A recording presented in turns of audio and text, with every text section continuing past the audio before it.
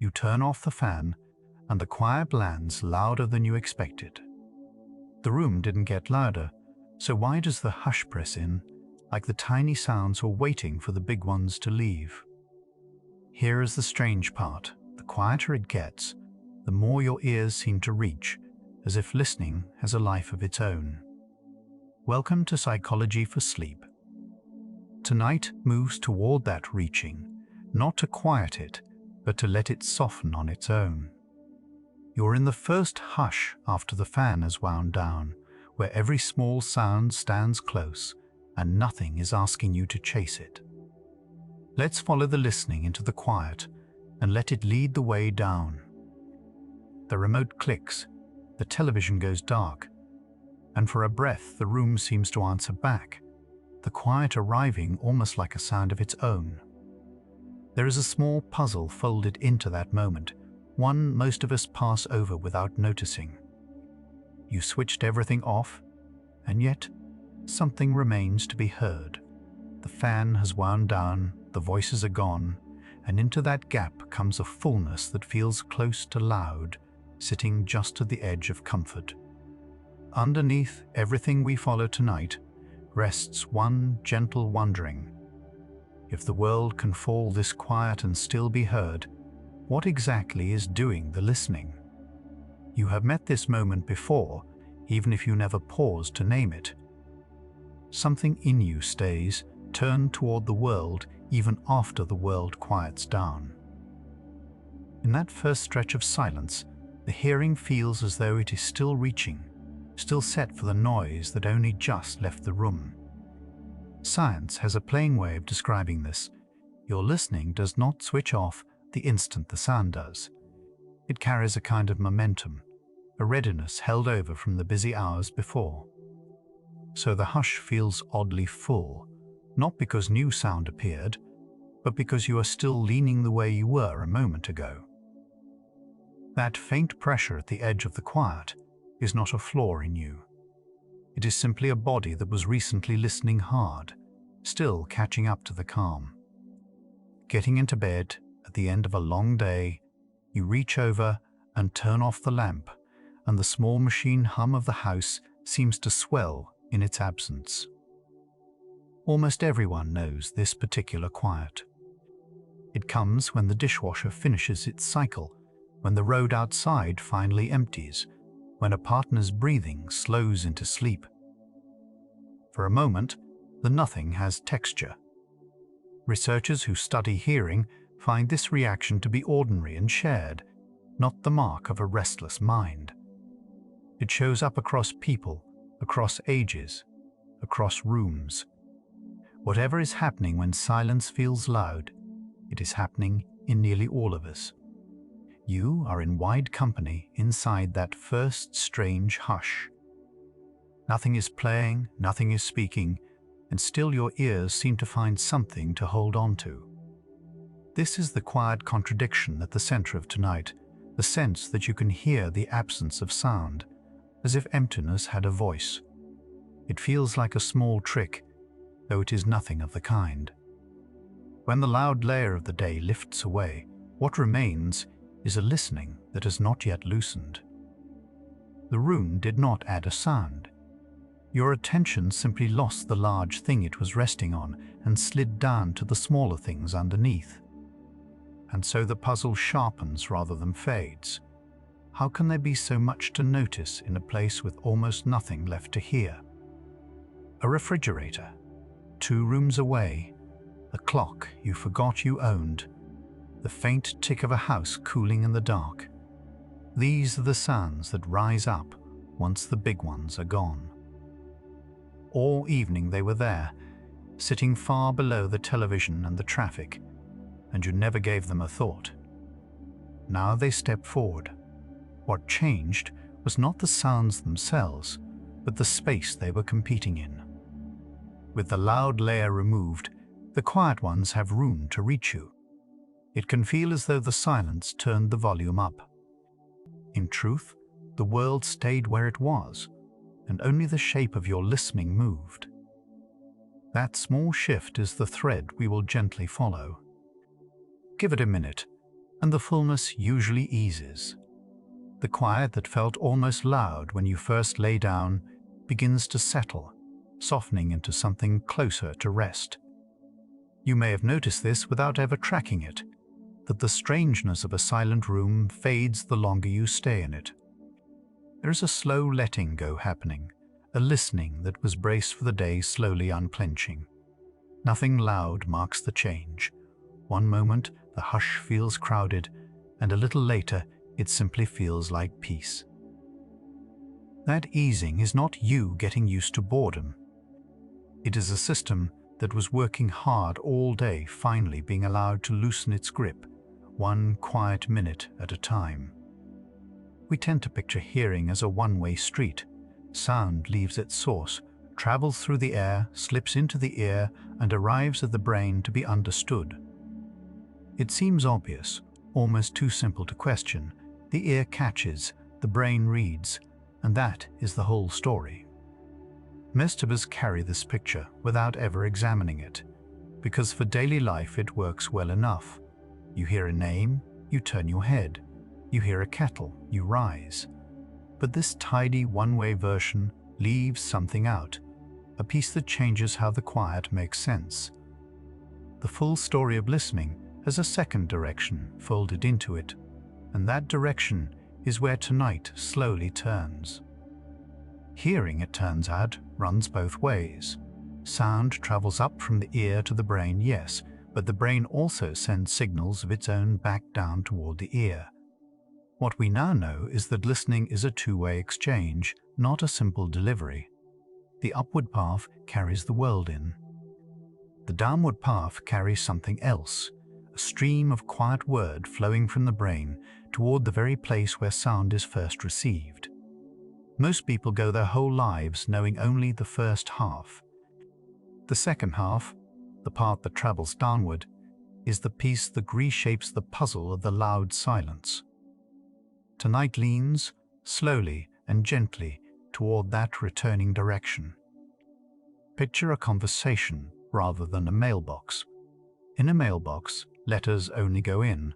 The box itself says nothing back. But a conversation moves in both directions at once, one voice shaping what the other says next. Your hearing is far more like the conversation than the mailbox. The brain is not a quiet box waiting for sound to be dropped in. It answers, adjusts, and sends its own word back down the line. This is a soft reframe of something you have done every waking second without knowing it. The ear and the brain have been talking to each other, back and forth, the whole time. And that ongoing exchange is the reason silence can feel like anything at all. If the brain has a hand in what reaches you, then silence is not only a fact about the room, it is also a fact about you. The question we began with quietly turns here. We started by asking why nothing can still be heard, and now it looks more like this. When the world goes still, what happens to the side of hearing that comes from within? That downward stream of signals does not vanish the instant the noise ends. Something on your side is still set, still shaped by the hours behind you. We are not ready to say what it does yet. We are only beginning to see that it is there, waiting quietly at the edge of the hush. Most of us were never taught the second direction. The version of hearing we learn as children ends at the ear sending sound inward, and there the lesson stops. It is a good beginning, but it is only a beginning. The returning path, brain speaking back toward the ear, rarely makes it into the everyday picture, even though it has been with you since before you were born. There is no fault in not knowing it. The downward line does its work far beneath awareness, asking for no attention and announcing nothing. Yet once you know it exists, the quiet room begins to look different. The fullness of the silence stops being a mystery about the world and becomes a small clue about the listener. Running the other way, from the brain down toward the ear, is a fine loop of living wires. Think of them as threads that leave the higher parts of the brain and travel, step by step, all the way down to the delicate machinery where sound is first caught. Scientists have careful names for these threads, but the everyday picture is enough for tonight. A set of lines carrying word from the brain to the ear, not the ear to the brain. They are real, they are physical, and they are always present. This downward wiring is the quiet character at the heart of our story. We are only meeting it now, lightly, the way you meet someone before you know them well. Imagine a hand resting gently on a dial, not turning it sharply, just present, ready, in soft contact with the sound coming in. That is one way to feel what the downward wiring does. The brain keeps a light touch on how the ear meets the world. We are not saying yet what that hand does when the room falls silent, but comes later, slowly. For now, it is enough to sense that the contact is there at all, that your listening has never been left entirely to the ear alone. Somewhere above, quietly, the brain has been in touch with the whole of it. It is a strangely comforting thing to picture as you lie in the dark. Strange, isn't it, to learn that the ear was never simply reporting what arrived. You might have assumed it worked like a microphone, plain, faithful, catching whatever sound came near and passing it along untouched. The living reality is gentler and more involved than that.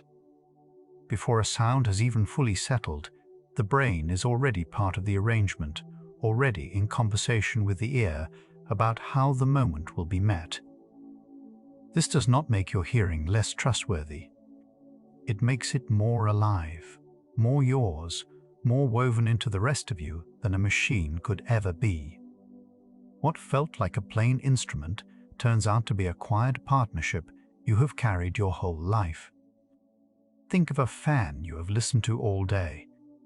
In the morning, its hum was obvious, and by afternoon you had stopped hearing it entirely, though it never grew quieter. Then, in the evening, someone switches it off, and the silence lands with a small thud of noticing. That whole arc says something about you, not the fan. Some part of your listening settled around the steady sound and folded it into the background, and the same part felt the gap the instant the sound was gone. The brain was involved in both the settling and the noticing. This ordinary fan, humming and then stopping, is one of the clearest windows into the two-way hearing we have been circling tonight. The hum you stopped hearing was never truly absent. It stayed there the entire time, steady against your ear, and yet at some point your awareness of it quietly dissolved. This is not forgetfulness. Something in the way your hearing was set had settled around the steady sound, leaning less toward it as the hours passed, until it faded into the background of the day. When the hum finally stops, that settled state is suddenly left with nothing to lean on, and the emptiness is what you feel as a small jolt of quiet. The sound leaving is only half the moment.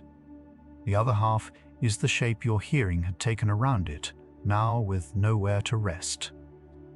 Every person who has ever lived inside a noisy world carries this same two-way hearing. It is not a talent some people have and others lack. The upward path and the downward path are built into ordinary human ears and ordinary human brains, yours included, working together whether you attend to them or not. This is part of why the loud silence feels so common. The machinery behind it is standard issue, present in nearly everyone who lies down in a quiet room. You are not going through something rare or singular. You are meeting a feature of being human that has simply gone unnamed for you until now. And naming it, softly, is part of how the strangeness begins to ease. So the loudness of silence was never really the room growing louder. Nothing was added to the air when you turned everything off. Instead, something on your side of the exchange was still set a certain way, still shaped for the fuller hours you had just come from. The quiet feels loud because your listening arrives at it already leaning, already prepared for more than the room now holds. This is a gentler explanation than the one you might have reached for, that your ears were playing tricks, or that you were too on edge to rest.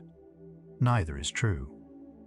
The fullness is simply the meeting point between a still room and a listener, not yet still. Who set that leaning if not the ear itself? The ear, on its own, cannot decide how ready to be. It is a receiver, not a chooser. The readiness comes from higher up, from the brain sending its quiet word down that returning path we have been meeting. This is the whole reason the downward direction matters to a silent room. The state your hearing is in when the noise stops was arranged from above, across the course of a long and ordinary day. You did not consciously set it, and you cannot consciously feel it being set. Yet it is yours, arranged on your behalf by a part of you that tends to hearing the way a caretaker tends to a room. Step from bright sunlight into a dim room, and for a moment you see almost nothing before your eyes slowly adjust. Hearing has its own version of adjusting, quieter and less obvious, and part of it is run from the brain rather than left to the ear alone. When you move from a loud place into a still one, a similar settling begins, a slow easing of how your listening is set. You know the eye's version well. You have blinked into a dark theatre 100 times. The ear's version has simply never been pointed out to you. Tonight it is, gently, so that the next time silence feels full, you might recognize an adjustment quietly underway. None of this means anything is wrong with you. The odd fullness of a quiet room is not a sign of a restless mind or an ear too delicate for peace. It is the ordinary result of a two-way system doing exactly what it has always done, meeting a sudden stillness with a readiness left over from the day. There is a real comfort in that. What can feel like a small nightly fault is instead a sign of a listening that works, that adjusts, that has been quietly caring for how you meet the world. You are not broken by the loud silence. You are simply hearing, for once, the near side of your own hearing. The first minutes of quiet before sleep can feel busy, and now that busyness makes a kind of sense. You lie down and the room goes still, but the near side of your hearing is still set for the fuller hours you just left, the screens, the talk, the traffic, the day.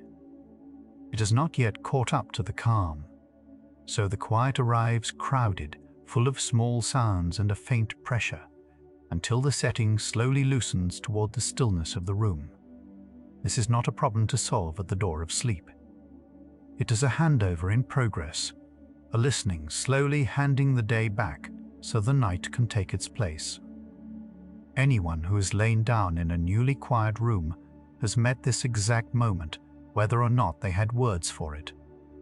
The traveler in an unfamiliar hotel, the child after the party ends, the person home alone once the guests have gone, all of them meet the same full hush and the same slow settling.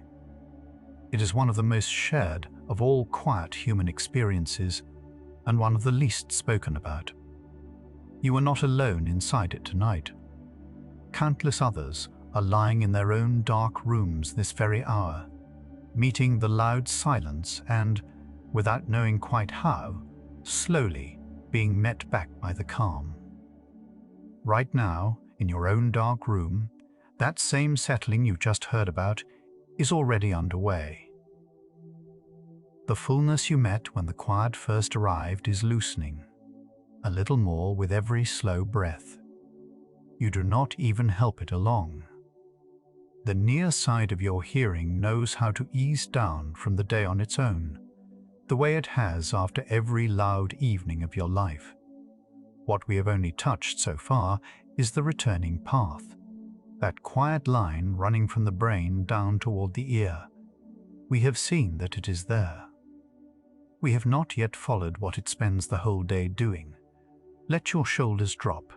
Let the room be as still as it is, and let the settling carry you a little further as we go on. So far tonight, we have done two gentle things. We have noticed the feeling, the way a silent room can arrive almost loud, then slowly soften, and we have met the idea that hearing runs two ways, not one. The returning path, the line that carries word from the brain down toward the ear, is the part we have only pointed at from a distance. We know now that it exists, that it is always present, that it shapes how you meet a quiet room. What we have not yet done is watch it work. That is where the next stretch of the night begins to lead, slowly, into the daily labor of the downward line. All day long, that returning path is doing something for you, quietly and without pause, from the moment you wake until the moment you lie down. We have seen that it is there and that it comes from the brain, not the ear. What we have not yet seen is the work itself, what all that downward word is actually for as you move through a loud and crowded world. The question we opened has narrowed to something we can almost hold, not simply why silence can be heard, but what the inner side of hearing spends its hours doing, so that its stillness at night might finally mean something. That daily work is where the night turns next. Picture the drive home through heavy traffic, horns and engines pressing in. Yet the small click of your turn signal still reaches you clearly. That everyday ease hides a second half of hearing few of us were taught, a loop of wires that runs from the brain down to the ear. We tend to imagine listening as one way, sound goes in, and the brain makes sense of it. But the brain also sends signals the other way, down toward the ear itself, shaping how it responds before any sound is understood. Through that noisy drive, those wires were quietly at work. Long before you notice a sound, your brain has already been shaping how your ear meets it. Deep inside the ear sits a set of tiny cells that act like a built-in amplifier, lifting faint sounds within reach. What fewer people realize is that the brain holds the controls for that amplifier, turning it up or down through those downward wires. Think of quietly reaching over to lower a radio that has grown too loud, except the hand belongs to your own brain, moving without asking. When the world around you swells with sound, the brain eases that inner amplifier down, so the loudness does not swamp you. It is not the ear working alone, it is the ear being gently managed from above. You have been carrying a volume dial you never knew you owned. Think of the first hour in a busy open office, keyboards, the air system, distant phone calls all pressing at once. At first, it is almost too much to think through. Then, without any effort from you, the room grows workable. The brain reaches down the loop to the ear and settles your response to that constant background, so it stops crowding the front of your attention. This is one quiet job of those downward wires, not erasing the noise, but making room to live and think inside it. Within an hour, the same office that felt overwhelming has become a place you can get on in. The sound never dropped. What opened was space for everything else. At a crowded cafe, a friend leans in and somehow their voice rises out of the clatter of cups and overlapping conversations. Part of how you manage this lives in the loop, running from brain down to ear, sharpening the ear while easing its pull on the rest. By quieting the ear's lift on the steady wash around you, the brain lets a single, closer voice stand out more plainly. It is less like turning one sound up and more like turning everything else down, so the voice has room. Earring and noise was never only luck. Your brain was tuning the ear on your behalf the whole time. What felt effortless was quietly arranged for you.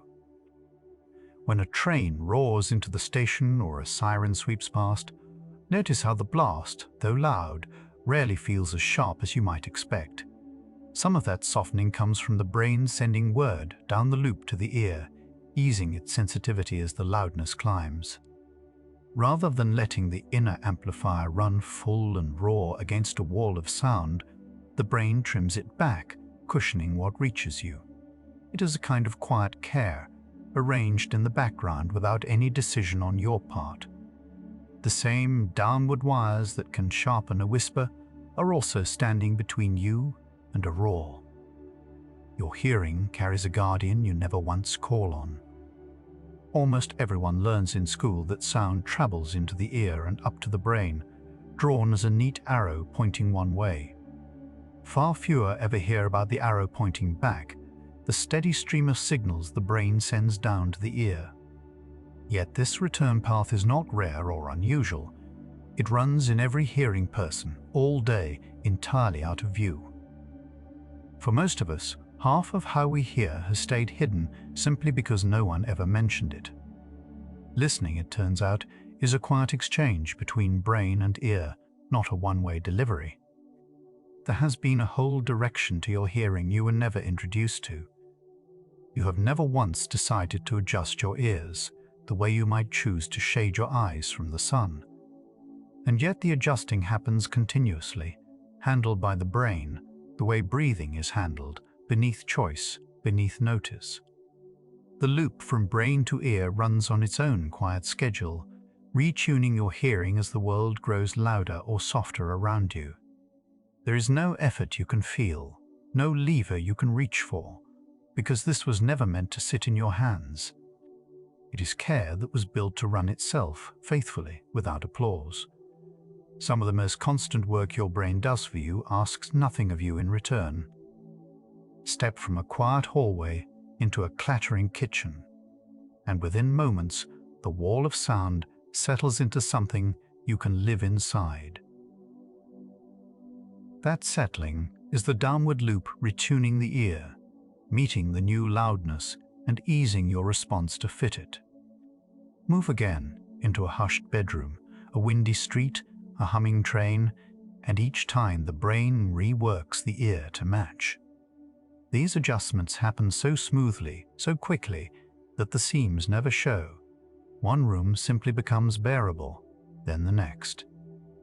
All day long, your hearing is being quietly recalibrated to wherever you happen to stand. You walk through a dozen different worlds of sound, and something inside keeps fitting you to each. Long before traffic or offices, our ancestors lived inside a world that was rarely silent. Wind through grass, rivers, rain, the endless stir of leaves. A loop that let the brain adjust the ear to that constant background would likely have carried a real advantage for staying alive. Against the steady rush of a stream, an ear tuned from above could still let a snapped twig or a low growl come through. Those who could manage their own hearing this way caught what mattered without drowning in what did not. The downward wires you carry now were shaped by ancestors listening across open, noisy land. What feels like a modern convenience was, more likely, an old tool for survival. Around a shared fire, in a camp alive with voices and movement, our ancestors still had to catch a warning, a name, a child's cry. The same loop from brain to ear that quiets a background din would have helped a single meaningful voice rise out of the group. Living close together meant living in near constant human sound, and hearing well within it was its own kind of survival. A brain that could steer the ear toward what mattered in a crowd helped keep people safe and together. Long before crowded rooms and open offices, we were, it seems, built to listen through one another. The talent for finding one voice among many is far older than any city. The refrigerator hums all evening, and yet by dinner you have stopped hearing it until it clicks off and the small absence catches you. That loop from brain to ear does not silence the hum. It sets how strongly your ear lifts it, and steady sounds earn less of that lift. The hum keeps arriving the whole time, unchanged, still ready the moment it turns into something new. What the downward wires adjust is how strongly the ear lifts a sound, leaving familiar, unchanging noise softly turned down. Your brain works less like a wall than a gentle hand on a dial, The ease you feel around a steady hum is something your own mind quietly arranged. Consider how wide the range of daily sound is, from a whisper across a pillow to a jackhammer in the street. The ear has to meet all of it with the same delicate parts, and something keeps those parts from being swamped at the loud end or idle at the soft. That is part of what the brain manages through its downward wires, raising the ear's sensitivity when the world goes soft, easing it when the world grows loud. Without that hand, faint sounds would vanish and loud ones would flood you. It keeps your hearing usable across a span far larger than it seems. Your ear stays open to a whisper and a roar within the same hour. A parent in a loud playground can catch their own child's cry through a field of shrieks, as if that one voice were lit from within. Some of this comes from the brain leaning the ear through that downward loop towards sounds that carry meaning. The wires do not treat every sound the same. One way to read it is that they lean toward what your life taught you to hold close. A familiar voice or a particular cry can be met with the ear held a little more open. This is the loop, leaning not just to protect, but toward what you love. Your hearing has been quietly shaped around the people who matter to you. None of this happens once and then rests. The loop from brain to ear works through every waking hour, adjusting without pause. Each time you change rooms, each time the world shifts from soft to loud, those downward wires are busy again, keeping your hearing fit for the moment. It is steady, patient labor you never feel and never thank, running under ordinary life. Even now, as you lie here, some part of your brain is still tending the ear, still holding it ready for the room around you. This quiet management has been with you through every hour you have ever been awake. A part of you has been listening after your listening this entire time. We came in thinking of hearing as something that simply happens to us. Sound arrives and we receive it. Yet everything this stretch keeps uncovering points the other way. The brain has been steering the ear all along, setting how loud the world may feel. If your hearing has been shaped from above through every busy hour, then the question quietly turns. It is no longer only what your ears take in, but how much unseen work your brain does to hold them steady. And if that work never eases while the world stays loud, one wonders what becomes of it when, at last, the world goes quiet. That question is where the night begins to lean. Something has quieted in you as we've drifted along. Take one slow breath and let your jaw loosen where it sits. Even now, that gentle loop from brain to ear is tending you, asking nothing back. We'll keep moving through this together, softly, in no hurry at all. You switch off the fan to sleep, and for a breath or two the room does not go quiet. It seems to swell, as if the silence itself had a volume. Science places this inside the downward loop that runs from the brain toward the ear. For hours, that fan gave the system something to work against, so the brain kept the ear set to hear through it. When the sound vanishes, the setting does not vanish with it. The dial the brain was holding stays where it was, still tuned for a world that just went missing. What feels like silence getting louder is really the quiet meeting, a brain still braced for noise.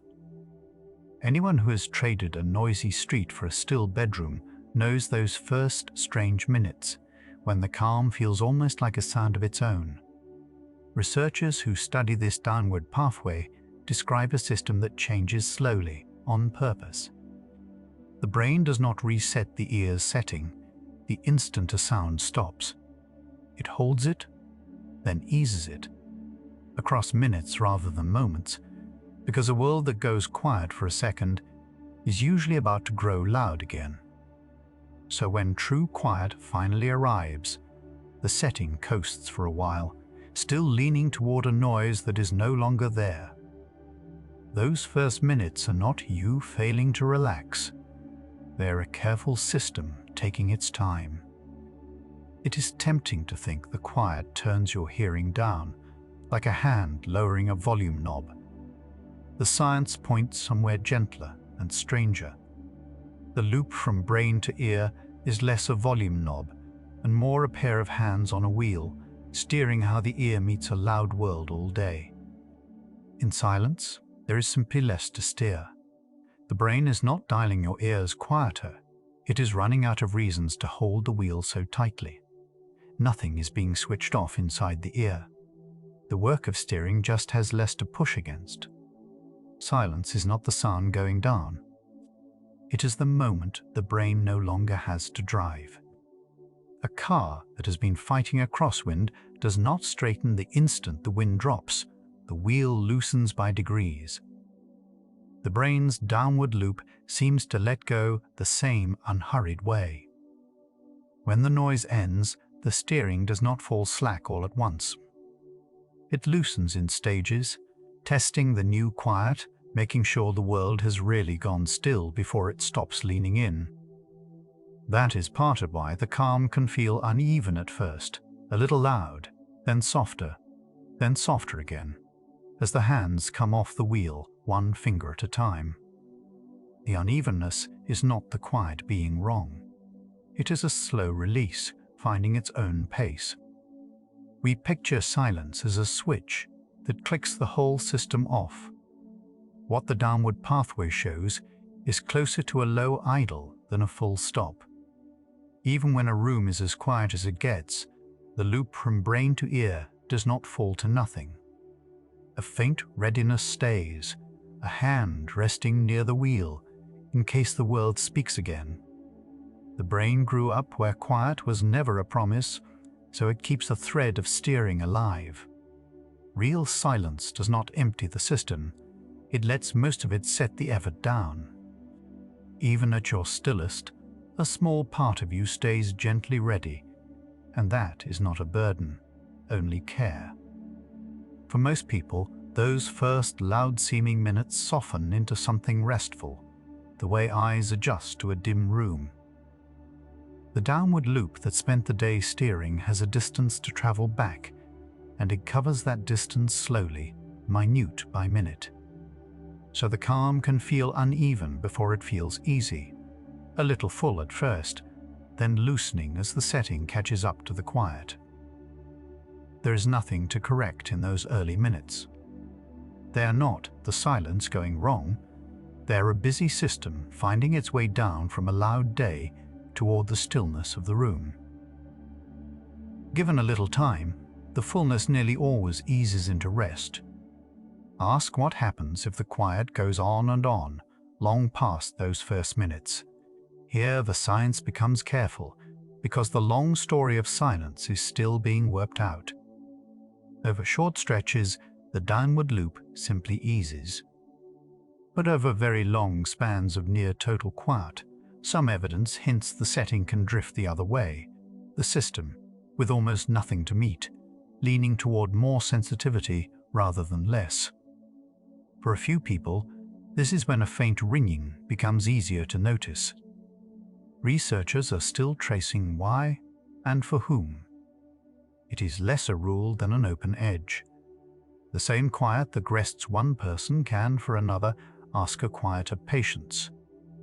A silent room sometimes carries a soft, high tone that seems to belong to nothing.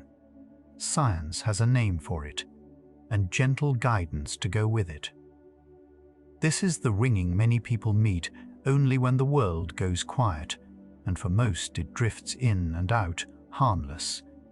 When it stays, when it turns steady, or begins to wear on your days, that is simply the moment to let a hearing specialist take a look, not a worry to hold tonight. The ear and this downward loop work as a partnership, one a professional reads far better than any late-night guess. Noticing your own quiet clearly is not something gone wrong, only your attention met with care. Here is the quiet paradox underneath tonight. The more faithfully the brain guarded you through a loud day, the louder its first silence can seem. The downward loop leaves a kind of afterimage, and that afterimage is not a mistake. A system that spent the day steering hard against noise has the furthest to travel back when the noise finally ends. So the people who live in the loudest worlds often meet the strangest quiet, not because something is broken, but because something worked.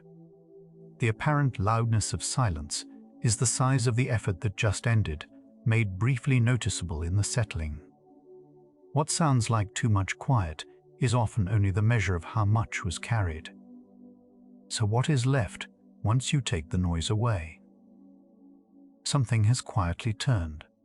We began by asking how the brain sets the volume of the world, how loud things are allowed to be. But in the quiet, the question folds inward.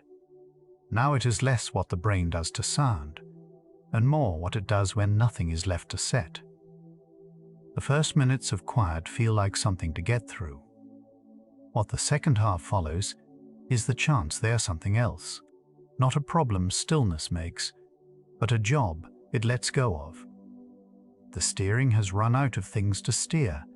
Where that leaves the rest of you is where the night turns next. What just turned, the idea that the loudness of quiet might not be a problem to solve, but a long effort finally being set down, is not only something to think about. You may be feeling it right now, in the first still minutes of this hour, the odd sense that the calm is almost too present, almost a sound.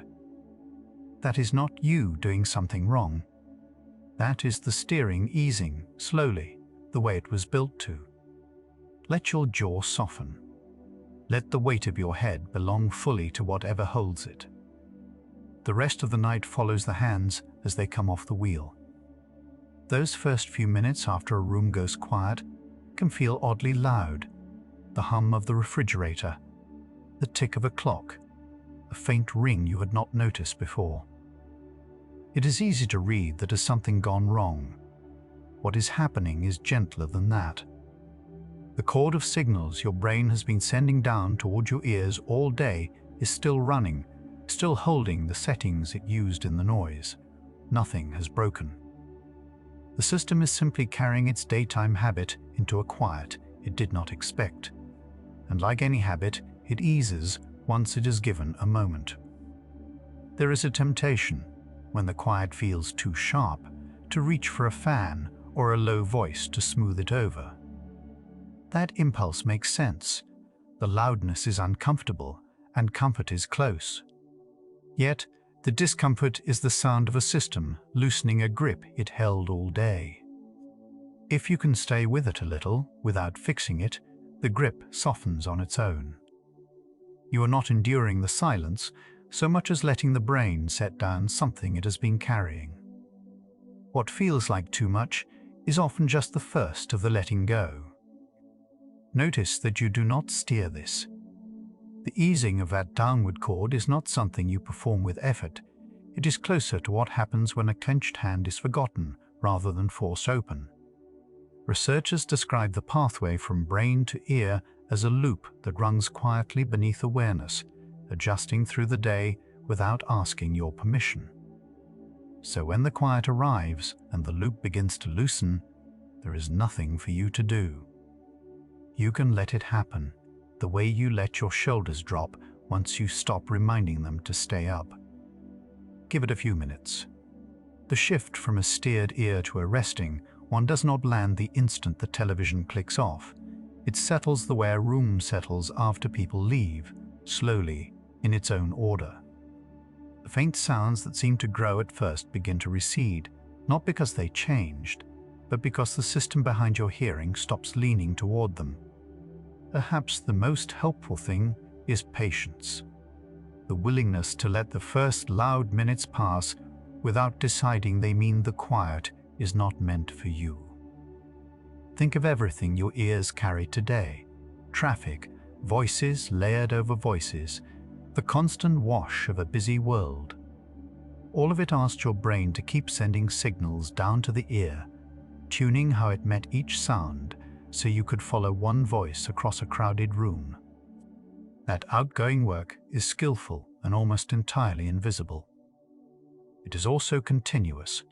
From the moment you wake, the cord from brain to ear is adjusting, holding, working, a quiet labor you never feel and never think to thank it for.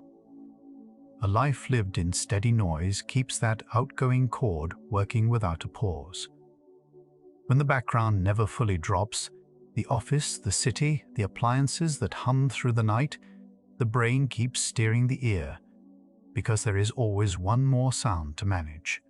It is not harm exactly. It is more like a muscle asked to hold a light weight so long it forgets it was ever holding anything. The holding becomes the baseline, and a system that never sets the weight down slowly forgets the feeling of rest. This is why true quiet can feel less like emptiness and more like relief. When the world finally offers nothing to manage, the outgoing cord has no more steering to do, and for the first time in hours, it can rest, not switched off, simply unneeded for a while. The relief you sometimes feel in a genuinely quiet room is not imagined. It is a part of you being allowed to stop working. Silence, in this sense, is not the absence of sound. It is the presence of rest for the system that listens. A quiet room is often described as though nothing at all is in it. Yet for the pathway running from your brain to your ears, that emptiness is where its one chance to unclench lives. All day it met sound after sound. Now it meets none, and the loop that held your hearing steady can loosen. You do not lose anything when the world goes silent. You gain the return of a rest that noise had been quietly borrowing from you hour after hour without ever saying so. One gentle thing worth knowing: there is no listening for the silence. Straining to notice how quiet it has become only asks the brain to keep steering the ear, keep reaching outward, the very thing the quiet is there to release. The rest arrives more easily when attention is allowed to soften rather than aim. You can let the quiet simply be there without inspecting it, the way you let darkness be dark without staring into it. The less you try to hear the silence, the more the listening system gets to stand down. Something happens to your hearing when your breath slows.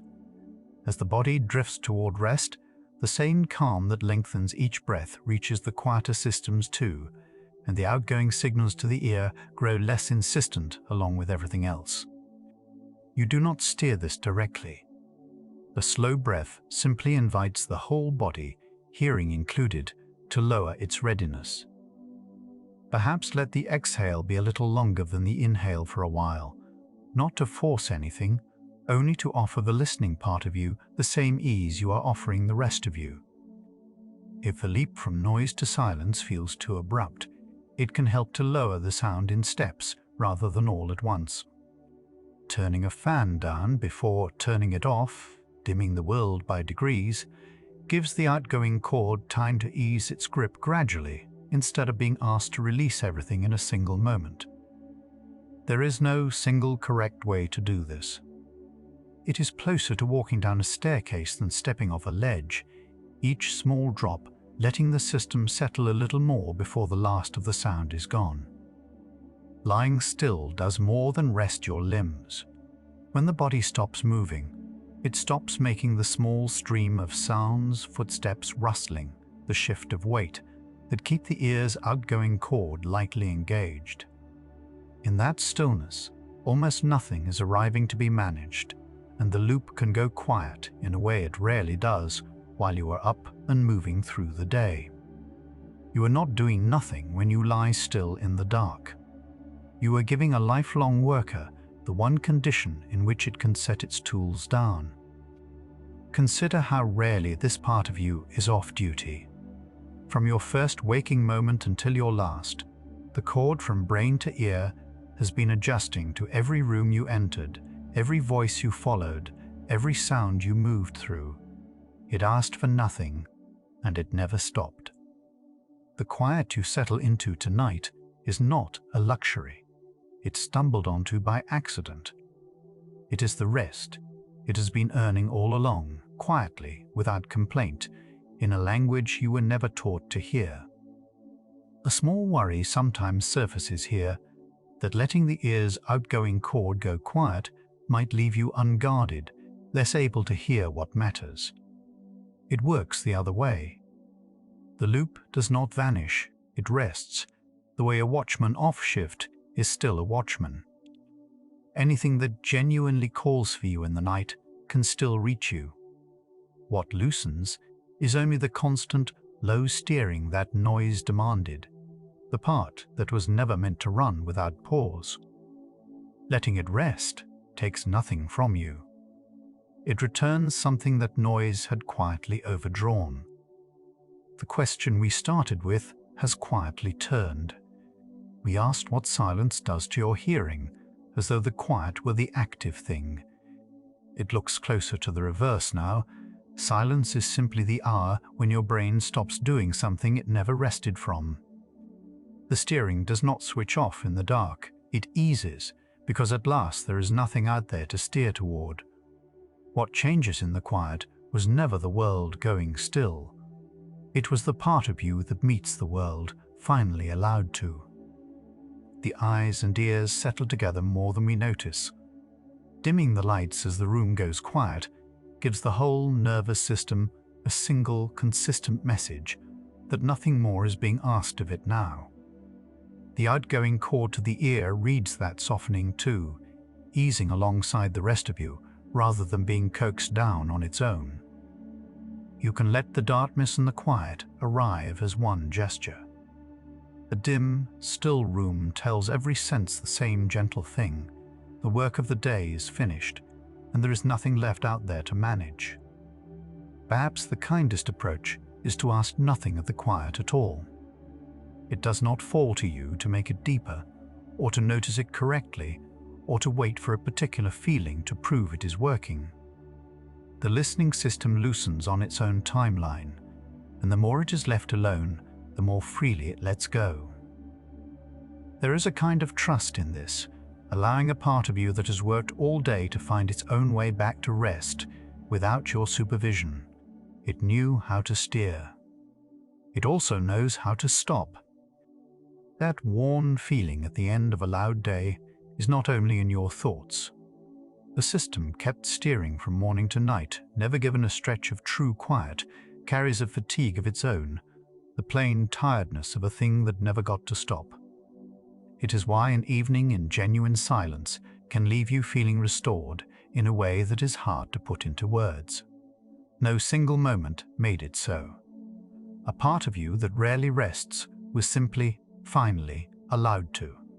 The relief is real because the work was real. For some, silence does not settle so easily, and that is worth saying gently. When a room goes fully quiet, a faint ringing or hum can seem to rise, and for a few people it lingers rather than fades. If that is your experience, there is nothing wrong with you and nothing you did to bring it on. It simply means the quiet meets your hearing a little differently. A soft, steady background sound can be kinder than full silence on those nights, and a hearing specialist can help you find what settles best for you. The settling has its own pace, and it is not one you set. Some nights the quiet loosens quickly. Other nights it takes a longer, slower while before the fullness gives way. Neither is a measure of how well you are resting. The downward loop eases on a timeline of its own, and simply staying with it, not hurrying it, not grading it, is the whole of your part. You can let tonight's version be whatever it turns out to be, and trust that the loosening arrives on its own. If tonight the quiet feels loud at first, you might meet it the way you would meet a guest who arrives a little unsettled, without alarm, giving it room to calm. Those early minutes are not a verdict on how the night will go. They are the sound of a long day's steering slowly coming to rest. Let them pass. What follows, more often than not, is a quiet that no longer presses, a stillness the listening part of you can finally sink into once it trusts that nothing more is coming. Lower the sound, dim the room, let the breath slow. None of these are tasks to complete. They are small invitations, each one telling the outgoing cord from your brain that it can loosen its hold. You are not managing your hearing so much as offering it the conditions it rests in best. And once those conditions are there, the rest is not yours to produce. It arrives the way sleep arrives, not when you chase it, but when you stop giving it reasons to stay away. Over these quiet minutes, something in your understanding of hearing has shifted. Listening was never only the world pouring in. It was also you, all day, reaching out to meet it, steering, adjusting, holding. Silence is where that reaching is finally allowed to stop. Not because the ear closes, but because the brain, for a while, has nothing left to send down to it. In the quiet, you are not missing the world. You are resting from the lifelong work of tuning yourself to it. And so the quiet you are lying in now is not an empty thing waiting to be filled. It is a rare and specific rest, the ease of a system that spends every waking hour setting how loud the world is allowed to be, finally handed a moment when the world asks for none of it. This does not ask to be understood for it to hold you. The loop is already loosening. The steering is already softening. The part of you that listens is already, quietly, being allowed to rest. Here is what these quiet minutes have been showing, piece by piece. Hearing was never a one-way door with the world simply arriving at your ears. It runs in two directions, the world coming in and your brain reaching out, sending a steady stream of signals down to set how loud that world is allowed to be. All day that outgoing loop works without pause. Silence is not emptiness and not something done to you. It is the one condition in which that lifelong, two-way effort of listening is finally, fully allowed to rest. The outgoing signals from your brain to your ears ease the way evening light leaves a room, not pulled away, not pushed, simply no longer needed. Right now, in this dark and quiet room, that same easing is moving through you. The steering you carried all day is loosening on its own, asking nothing of you. You are not asked to guide it.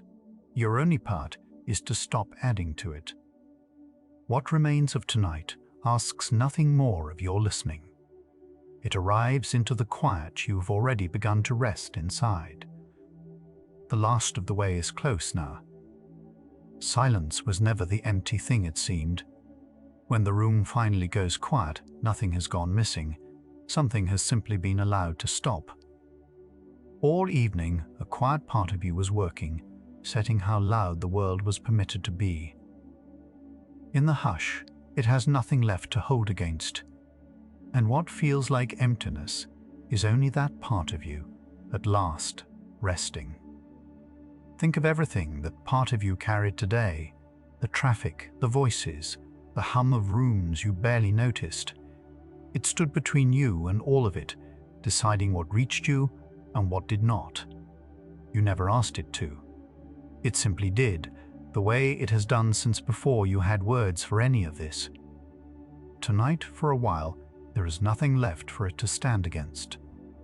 There is a kind of tiredness that never announces itself. Not the tiredness of muscles or of a long day's thinking, but the quiet fatigue of always listening, always ready. It lives below noticing. You have carried it so long, it began to feel like simply being awake. And the strange softness that arrives in a silent room is that hidden effort, finally allowed to fade. A room does not go quiet all at once. First, the loud things leave, the television, the fan, the street. Then the small sounds rise, closer than before, and for a moment the quiet feels almost loud. That rising is not the silence failing. It is the last of your listening, still leaning outward, slowly learning. There is nothing more, it has to catch. You lose nothing when the world goes quiet. It can feel like loss, the way any long habit feels like loss when it ends. But nothing is being taken from you. The guarding, the bracing, the endless faint readiness, none of it was ever the real you. It was only the work. And work, at some hour, is allowed to be set down. Somewhere behind the ear, a long quiet effort is easing. Not switching off easing, the way a hand that has gripped something all day slowly remembers how to open. It asks for no guiding from you. It knows the shape of rest better than you do. All it was ever waiting for was a world with nothing left to guard against, and that world has arrived. The word for what you were doing all day is not weakness. It was care, a care so constant it never once asked to be seen. Every sound sorted, every threat that never came, still quietly weighed. This is what it means to move through a loud world and stay whole. And tonight, that care is allowed to rest without leaving you unprotected. Notice how little the quiet actually asks of you. It does not want you to listen harder or to make sense of it. It only asks that you stop leaning toward the next sound. And when you do, when the reaching finally loosens, the silence stops feeling like something missing and starts feeling like somewhere you're allowed to stay. The part of you that listens has been holding a fine tension since long before tonight, the ears kept subtly set, ready, leaning toward the next sound. You did not choose it. It came with you, the way listening always leans toward a loud world. And what an ease it is tonight to feel that holding behind your ears finally let go. The listening no longer braced, no longer reaching, simply allowed to soften. Silence is not the absence of sound. It is the presence of rest arriving. For most of your life, the two have looked alike. The quiet felt like nothing, so you filled it. But nothing was ever there to fill. The quiet was only rest, standing patiently at the edge of every loud hour, waiting for the moment you would finally let it in. Let the ears be soft now. For hours they held a faint tension you never named, the readiness to catch, to place, to protect. That tension is not who you are. It is only what a long day left behind. And it can leave the same way dusk leaves a room, not all at once, but completely and without asking anything of you. There is nothing left tonight for you to track, no sound to sort, no direction to weigh, no faint trouble to keep half an ear turned toward. For once the whole vast job of listening has nothing to do. And in that stillness, something in you remembers a state older than worry, the simple, wordless peace of a body that is finally safe. Think of how a tide pulls back without effort, leaving the shore quiet and smooth. It does not decide to, it simply obeys something older than itself. The listening in you can withdraw the same way, not forced, not hurried, only following its own slow return. Nothing about it asks for your help. Like the tide, it already knows where the calm is, and it is already moving there. The quiet you were almost afraid of turns out to be the gentlest thing in the room. It does not judge how the day went. It does not ask what you finished or failed. It only holds the space where the endless listening can set itself down. And in its holding, you begin to feel what you forgot the world could be, undemanding and kind. The question that began this hour was about the brain, about what happens to all that quiet steering when the world finally falls silent. But somewhere along the way, it became a question about you. Not what the silence does to your listening, but what it gives back to you. The one permission the loud world never offered, to stop reaching and simply be here. There is a softness that comes only after long effort. The particular ease of a task, finally, fully done. You feel it now, though you may not have a name for it. The listening that carried you through the day has been released, and its release moves through the whole body like warmth through cold hands. This is what letting go actually feels like. You were never the noise you carried. All those sounds you tracked, all that faint holding on, none of it was ever you. It was only the work of staying safe in a loud place. And underneath it, quiet the whole time, waiting to be felt again, was the you that listens for nothing at all. Tonight, that one gets to come home. Feel how the room has changed, though nothing in it has moved. The walls are the same, the dark is the same, the hour ticks on as it always did. What changed is the reaching. The part of you that was always turned outward has finally turned toward rest, and a room stops being a place you monitor. It becomes, at last, a place you can simply lie down in.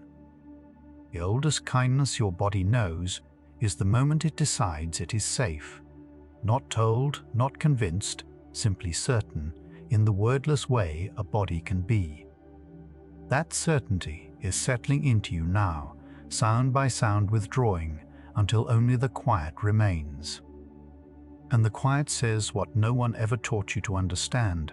You can rest here. Nothing is coming. You are held. There is a homecoming in this hush, the return of a self that was never asked to earn its rest.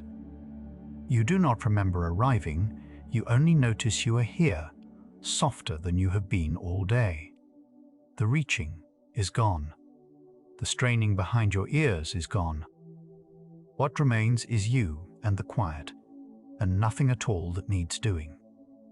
Somewhere in you, a light that stayed on all day is dimming, not going out, only lowering, the way a house settles when everyone in it is finally asleep. No one asks you to keep it burning. It was only ever there to listen into the dark. And tonight, the dark is gentle, and there is nothing in it left to listen for. The breath has slowed without your asking. Notice it, the long, unhurried rhythm that arrives when nothing is being braced against. This is the body agreeing with the quiet, matching its stillness to a room that no longer needs watching. Let each breath be a little longer than the last. There is nowhere to be but here, and nothing to listen for but this. You spent a life learning to listen. Tonight you are learning the older art beneath it, how to stop. Not to sleep on command, not to force the quiet into meaning, only to let the reaching end. And as it ends, you may notice the silence was never something outside of you. It was always the place you were trying to get back to. Almost nothing is left to say. The listening has quieted, the reaching has loosened. The long day has finally let go of your ears. What remains is not empty, it is full, in the way a held breath is full just before it is released. Stay in this a moment longer. You are closer to rest now than you have been in a long time. Silence was never something the world took away. It was something a part of you was finally allowed to stop holding. All your life, quietly, without thanks, your ears stayed set to catch whatever the world sent. Tonight, that holding behind your listening can loosen and stay loose. The quiet is not empty. It is you resting, unstrained, home, and it will stay as long as you let it. The quiet you almost flinched from has turned out to be the gentlest place in the house. Here is the strange thing, the silence that first sounded almost loud as the same silence now setting you down. The emptiest hour becomes the fullest rest. Nothing needed adding, only the listening came to rest. Let your whole self dissolve into the quiet that no longer asks your ears to hold anything, the hush that was underneath every loud hour all along. There is nothing left to catch tonight. Only this, only here. only the letting go. The volume of the world was never yours to hold, and yet you held it every waking hour without once being asked.